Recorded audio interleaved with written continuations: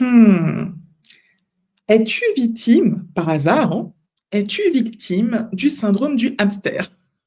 Si tu as cliqué sur cette vidéo, c'est peut-être que tu parles trop vite et que quand tu t'exprimes, malheureusement, tu as un peu l'impression d'être un hamster.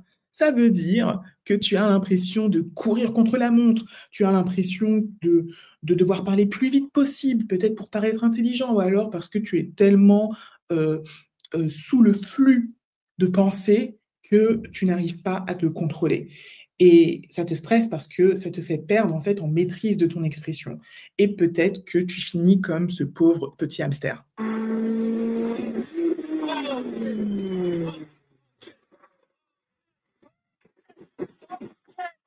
Et oui, quand tu parles trop vite, quand tu entres dans l'engrenage d'enchaîner les paroles, d'enchaîner les mots, eh bien, ça donne ça. Et le pire aussi, c'est que ton élocution en est dégradée et donc la qualité de ton expression et ta capacité à te faire comprendre.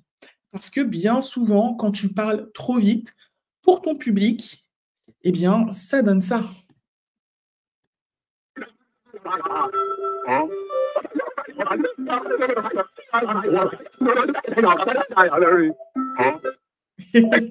Donc j'espère que tu as un peu entendu. Donc on a l'impression que tu parles une langue étrange parce qu'on n'arrive pas à te suivre. Donc à la fois pour toi parler vite, c'est un piège du hamster, tu es essoufflé, tu es épuisé, ça crée de la confusion et de l'impuissance.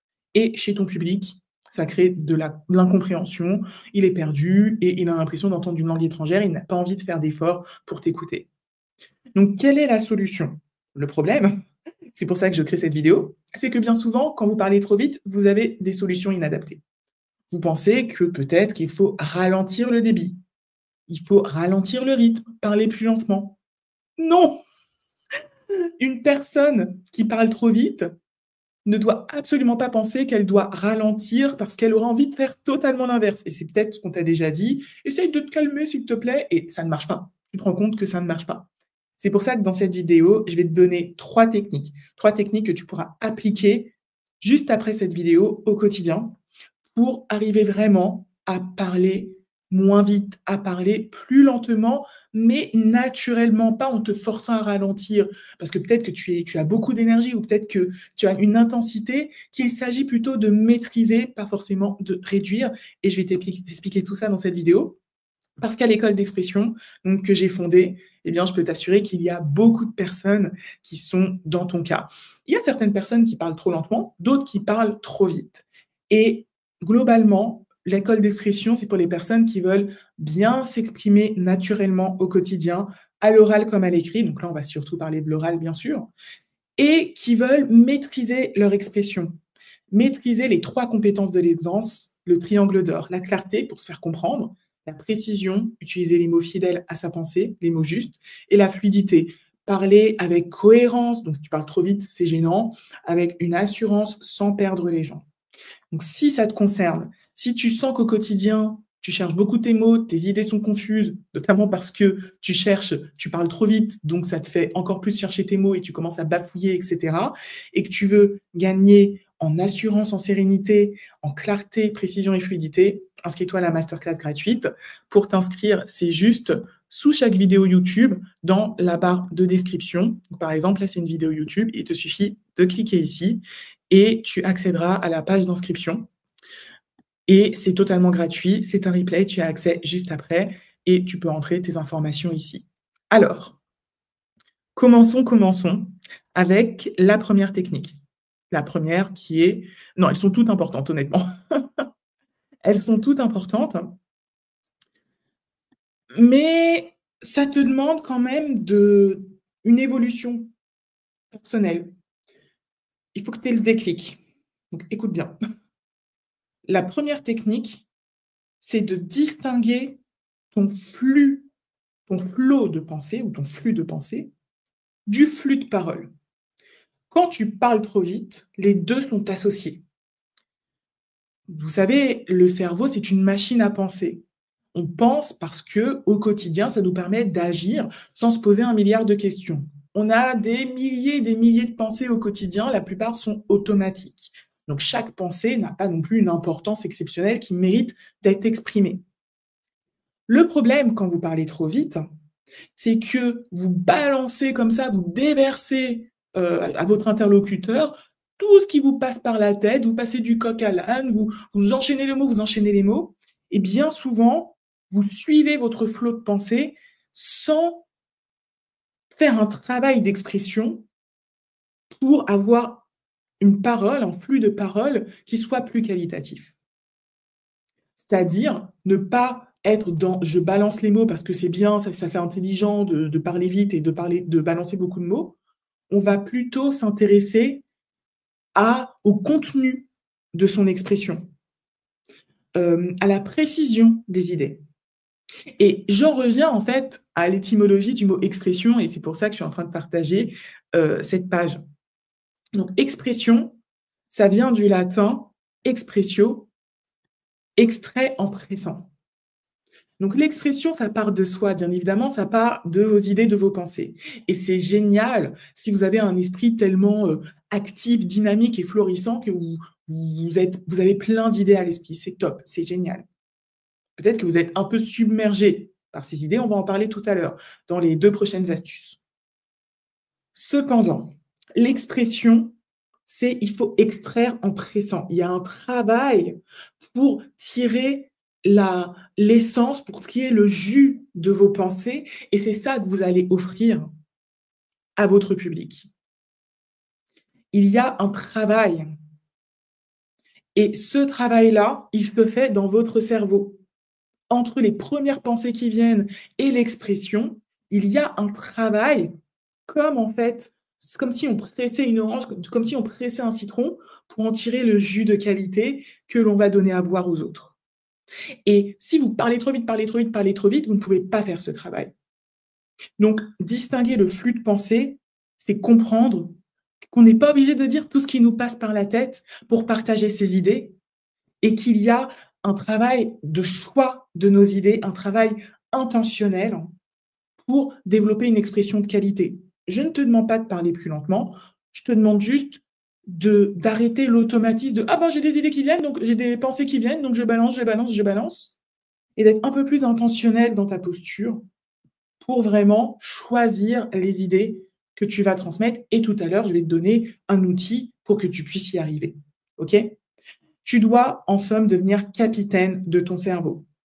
Et ce petit élément, et je vais te montrer un exemple de la série Scandale, que tu connais peut-être. Donc, Scandale avec Olivia Pope, c'est une série de Shonda Rhimes. Peut-être que tu as regardé Grey's Anatomy aussi, How to Get Away with Murder. Et un point commun de beaucoup de personnages des séries de Shonda Rhimes, c'est qu'ils parlent très vite, et notamment Olivia Pope, et un peu tous les personnages dans cette série. Ils parlent assez vite. Ça veut dire qu'ils ont un débit de parole assez rapide. Donc, je vais te montrer un extrait en français. Mais c'est important que tu distingues le fait d'avoir un débit de parole assez rapide, donc de parler plutôt vite, mais de parler trop vite. Parler trop vite, ça veut dire que ton débit de parole accéléré se fait au détriment de la qualité de ton discours, au détriment de la précision de ton message. Tu peux très bien avoir un débit assez élevé, mais si tu es intentionnel quand tu t'exprimes, si tu structures tes idées, encore une fois, on va en parler après, les 2 autres techniques, là, tu pourras avoir une expression de qualité avec un débit rapide. Donc, parler vite et être dynamique ne veut pas dire parler trop vite. Ce sont 2 choses différentes. Le trop vient du manque de maîtrise de ton discours quand tu parles vite. Voici un exemple d'une personne qui maîtrise son discours quand elle parle vite et ça crée une personnalité assez intense. Ça peut même être un effet de style et d'impact. Il n'y a pas de problème avec ça. Assieds-toi. Non. Assieds-toi, Olivia. J'ai un planning, j'ai un job, j'ai des gens qui comptent sur moi, je n'ai pas le temps de me précipiter à la Maison Blanche quand tu m'en donnes l'ordre, comme si tu étais la seule personne à être importante. Il est hors de question que je m'assoie, donc dis-moi, tu veux quoi? Toi. Bon, c'est l'histoire de cœur pour ceux qui ont regardé la série. Bref, on ne va pas entrer dans ces détails. En tout cas, ce qui est intéressant aussi, c'est de voir qu'elle module il y a différents rythmes. Parfois, elle ralentit, parfois, elle accélère. C'est la 3e technique dont j'ai parlé tout à l'heure. Donc voilà, distingue ton flux de pensée de ton flux de parole. Deviens capitaine de ton cerveau, de ta pensée, de ton expression, Et comme ça, tu pourras beaucoup plus maîtriser ton débit et naturellement, tu vas ralentir. Pas parce que tu veux ralentir, mais parce que tu veux être en maîtrise de ton expression et des idées que tu partages. La deuxième technique, très importante, c'est vraiment de structurer sa pensée, d'apprendre à structurer ta pensée, à créer de l'ordre.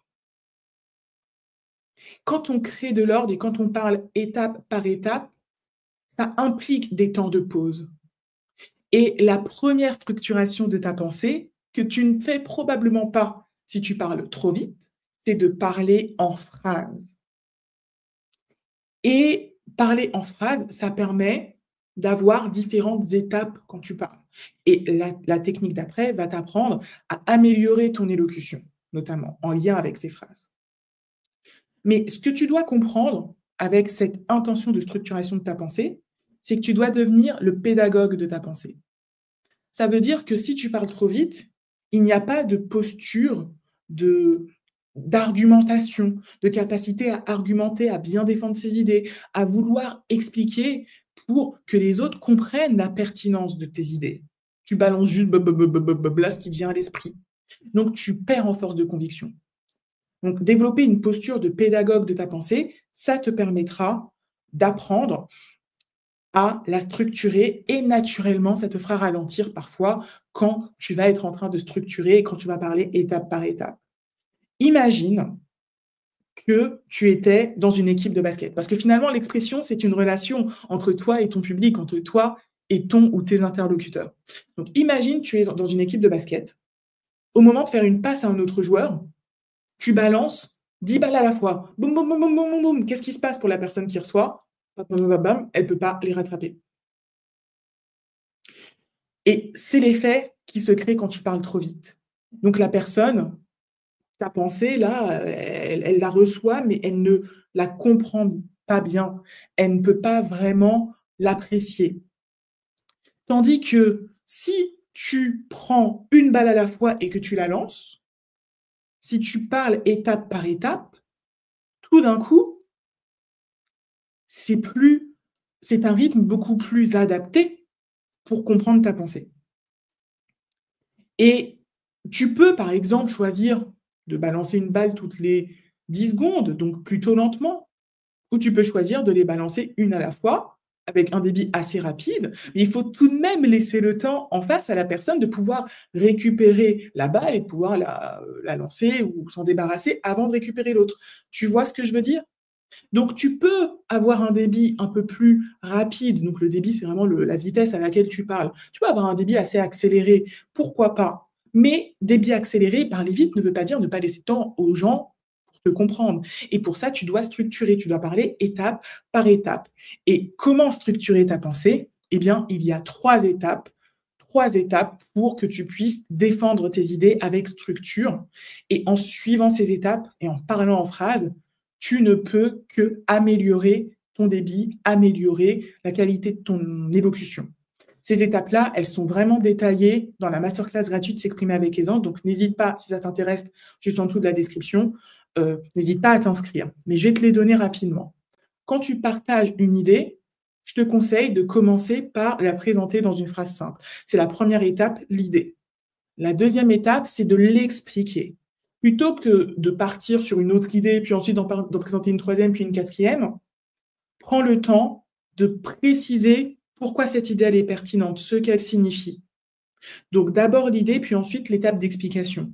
Et la troisième étape, qui est optionnelle, mais qui peut être intéressante, ça peut être d'illustrer cette idée par un exemple.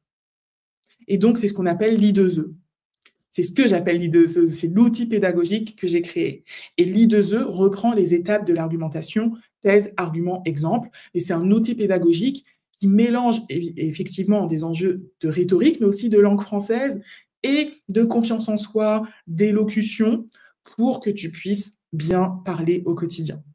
Donc l'I2E, c'est vraiment la technique secrète, c'est-à-dire connue de peu, mais que tous les meilleurs en fait appliquent.